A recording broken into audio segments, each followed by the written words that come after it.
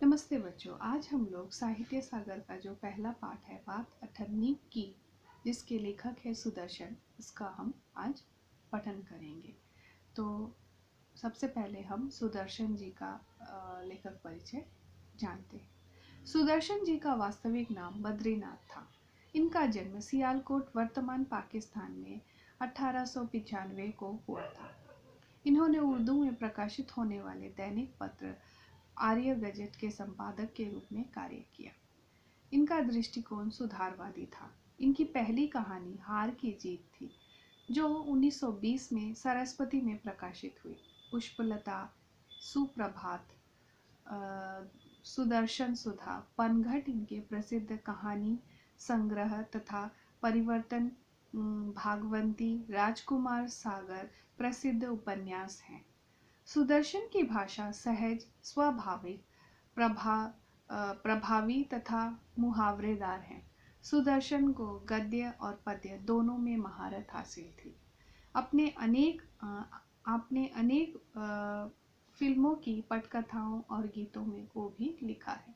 तो अब हम लोग पाठ शुरू करते हैं। बात 18 की। रसीला इंजीनियर बाबू जगत सिंह के यहाँ नौकर था। यानी रसीला नाम का एक नौकर था जो इंजीनियर बाबू जगत सिंह के यहाँ काम करता था। 10 रुपए वेतन, यानी उसको तनख्वाह मिलती थी 10 रुपए। गांव में उसके बूढ़े पिता, पत्नी, एक लड़की और 2 लड़के थे। यानी उसके परिवार में काफी लोग थे जो गांव में रहते थे। एक बूढ़े पिता थे, एक पत्नी थी, एक लड़की थी और 2 लड़के थे। इन सब का भार उसी के कंधों पर था। वही एक कमाने वाला था और सभी परिवार के लोगों का भार इनके कंधों पर ही था। वह सारी तनख्वाह घर भेज देता, पर घर वालों का गुजारा ना चल पाता। केवल 10 रुपए उसे मिलते थे और वो सारा पैसा अपने घर भेज देता था। फिर भी उनके घर के लोगों का गुजारा नहीं चल पाता था। उसने इंजीनियर साहब से वेतन बढ़ाने की बार बार प्रार्थना की, पर वह हर बार यही कहते, अगर तुम्हें कोई ज्यादा दे तो अवश्य चले जाओ, मैं तनख्वाह नहीं बढ़ाऊंगा। यानी उसने कई बार अपने मालिक से तनख्वाह बढ़ाने की बात कही थी, लेकिन उसके मालिक ने यही कहा था कि मैं तुम्हारी तनख्वाह नहीं बढ़ाऊंगा, तुमको अगर चाहिए तो तुम कहीं और चले जाओ।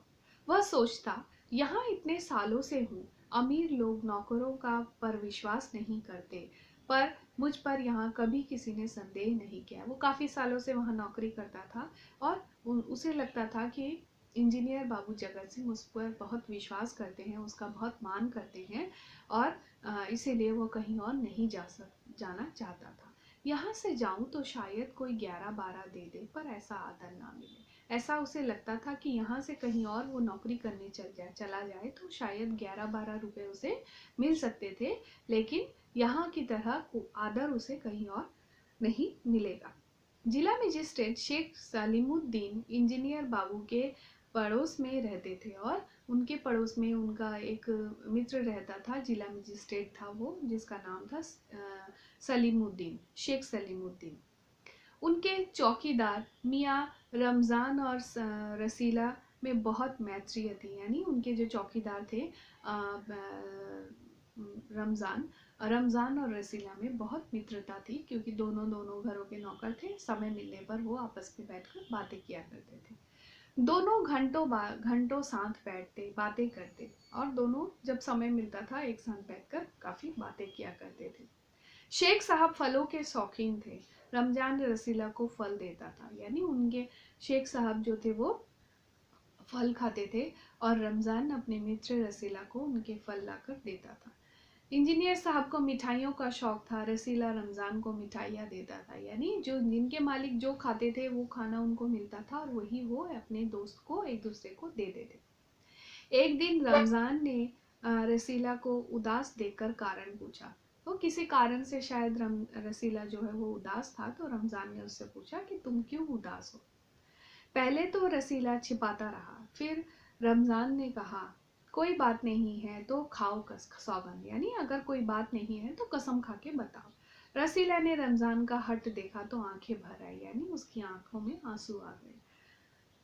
बोला, घर से खत आया है, बच्चे बीमार हैं और रुपए नहीं है। यानी घर से पत्र आया है और पैसे नहीं है, इसीलिए मेरे पास पैसे नहीं है, घर में बीमारी है, बहुत परेशानी है, इसीलिए मैं दुखी हूँ। तो मालिक से पेशगी मांग लो। तो रमज़ान ने रसीला से कहा कि जाओ अपने मालिक से जाकर पेशगी यानी एडवांस में पैसे मांग लो।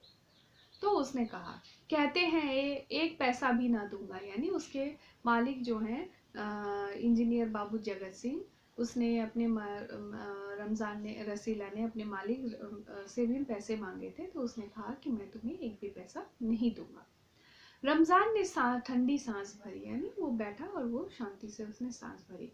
उसने रसीला को ठहरने का संकेत किया और अपनी कोठी में चला गया। उसने कहा कि तुम बैठो, मैं अभी आता हूँ, बोल के वो अपने रूम में चला गया। थोड़ी देर बाद उसने कुछ रुपए रसीला की हथेली पर रख दिए। यानी थोड़ी देर बाद वो आया और उसने कुछ पैसे अपने मित्र रसीला के हाथों में हथेली में दे दिया। रसीला के मुंह से एक शब्द भी ना निकला, क्योंकि वो परेशान था, उसके पास पैसों की कमी थी, वो अपने परिवार को लेकर चिंतित था, उसके मालिक ने उसे पैसा नहीं दिया था। तो इसीलिए उसके मित्र ने जब उसे पैसा दिया, वो चुपचाप उन पैसों को देखता रहा, उसके मुंह से एक भी शब्द नहीं निकला। सोचने लगा, बाबू साहब की मैंने इतनी सेवा की है। बाबू साहब यहाँ पर इंजीनियर जगत सिंह के बारे में है कि मैंने उसकी इतनी सेवा की, पर दुख में उन्होंने साथ ना दिया, क्योंकि वो परेशान था, उसके घर में परेशानी थी, उसको पैसों की ज़रूरत थी, लेकिन ऐसे समय में उसके मालिक ने उसका साथ नहीं दिया।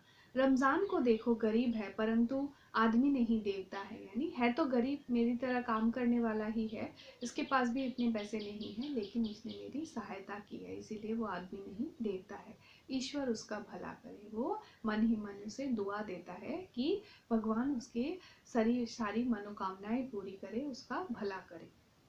रसीला के बच्चे स्वस्थ हो गए और उसने वो पैसे अपने गांव में भेज दिए, और वो पैसों से उनके घर के परिवार के जो बच्चे थे, उसके अपने बच्चे जो थे, वो ठीक हो गए, स्वस्थ हो गए। उसने रमज़ान का ऋण चुका दिया। यानी उसने जो रमज़ान से पैसा लिया था, वो ऋण, वो जो उधार था, वो उधार उसने, कर्ज जो लिया था उसने, वो उसे चुका दिया। केवल 8 आने ही बाकी रह गए थे, केवल 8 आने पैसे ही उसके बाकी रह गए थे। रमज़ान ने कभी भी पैसे ना मांगे, फिर भी रसीला उसके आगे आंखें ना उठा पाता।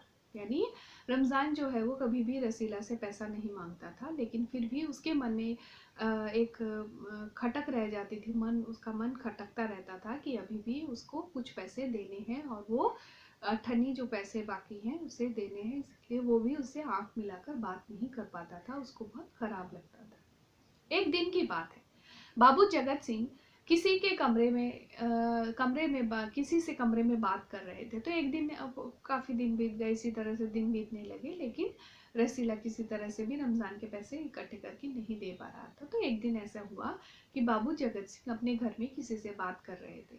रसीला ने सुना, उसके जो नौकर थे उसने सुना, इंजीनियर बाबू कह रहे हैं, बस 500 इतनी सी रकम देकर आप मेरा अपमान कर रहे हैं। यानी घर के अंदर किसी पैसे की लेन देन हो रही थी, और उसने सुना, तो उसने कहा कि बस इतने से पैसे देकर तुम मेरा अपमान कर रहे हो। हुजूर मान जाइए, यानी आप मान जाइए, आप समझे अपने मेरा काम मुफ्त में कर दिया। यानी हुजूर मान जाइए, आप ऐसा जगत सिंह ने कहा, जगत सिंह को वो व्यक्ति कह रहा था कि आप मान जाइए, आप समझिए, आपने मेरा काम फ्री में ही कर दिया।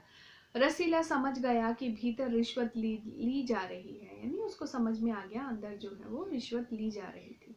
सोचने लगा, रुपए कमाने का ये कितना आसान तरीका है। यानी पैसे कमाने के लिए कितनी इजी वे है, किसी से भी उधार जब मैंने पैसे मांगे तो मेरे मालिक ने मुझे पैसे नहीं दिए, और ये खुद रिश्वत ले रहे हैं। मैं सारा दिन मजदूरी करता हूँ, तब महीने भर में 10 रुपए हाथ आते हैं, और यहाँ पर 500 रुपए की बात को लेकर ऐसे बात की जा रही है। तो रुपए कमाने का ये बहुत ही आसान तरीका उसने देखा। वह बाहर आया और रमज़ान को सारी बात सुना दिया। जब वो अपने मालिक के पास से आया, उसने रमज़ान को बताया कि मेरे मालिक जो है वो रिश्वत ले रहे थे। रमज़ान बोला, बस इतनी सी बात, हमारे शेख साहब तो उनके भी गुरु हैं। यानी उसने भी कहा कि खाली तुम्हारे मालिक ही नहीं, मेरे मालिक भी ऐसे ही हैं, वो भी रिश्वत लेते हैं, वो तुम्हारे मालिक के भी गुरु हैं। आज ही एक शिकार फंसा है। यानी आज ही एक व्यक्ति आया था